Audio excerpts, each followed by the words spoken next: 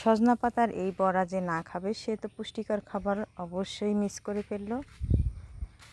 তাই এভরিওয়ান, আসসালামু আলাইকুম। আপনাদের সকলকে আজকের কন্টেন্টে স্বাগতম।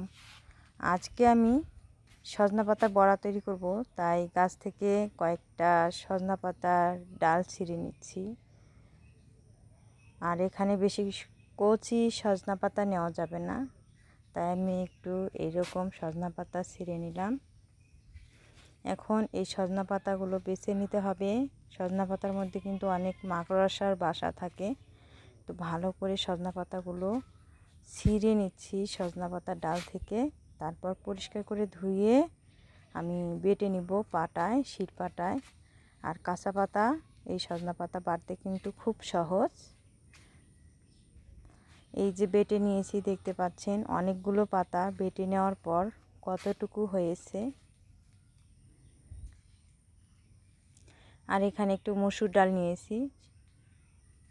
এখানে সজনা পাতার সমপরিমাণে প্রায় আমি মসুর ডালটা নিয়েছি। এখন 3 চা চামচ চালের গুঁড়া দিচ্ছি, আর হলুদ গুঁড়া দিচ্ছি, মরিচ গুঁড়া দিলাম, ধনিয়া গুঁড়া দিলাম, আর পাঁচফোড়ন গুঁড়া দিলাম।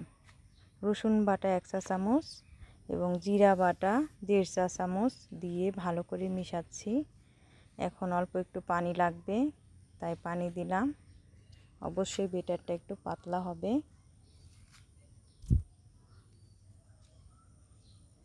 এইরকম হবে বেটারটা।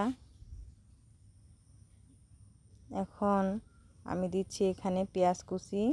এই সময় এইভাবে পেঁয়াজ কুচিটা দিলে খেতে কিন্তু দারুণ লাগে এই সজনা পাতার বড়াটা। এখন দিচ্ছি ধনিয়া পাতা, আমি বেটে নিয়েছি। এইভাবে বেটে নিলে এই ধনিয়া পাতাটা সজনা পাতার বড়ার সাথে খেতেও ভালো লাগে। এখন চুলায় একটি কড়াই বসিয়ে তেল দিয়ে গরম করে এখন সজনা পাতার বড়া দিয়ে দিলাম। অল্প অল্প করে দিয়ে নিচ পাশটা যখন হবে তখন উল্টে দিচ্ছি। আর এটা পাতলা করে দিতে হবে, বেশি মোটা করে দেওয়া যাবে না, তাহলে কিন্তু খেতে ভালো লাগবে না। 2 পাশটা যখন এরকম ভাজা হবে তখন তুলে নিতে হবে। আর এটার বাহিরটা কিন্তু মুসমুসে হয়। দেখেন তৈরি করে নিলাম সজনা পাতার বড়া।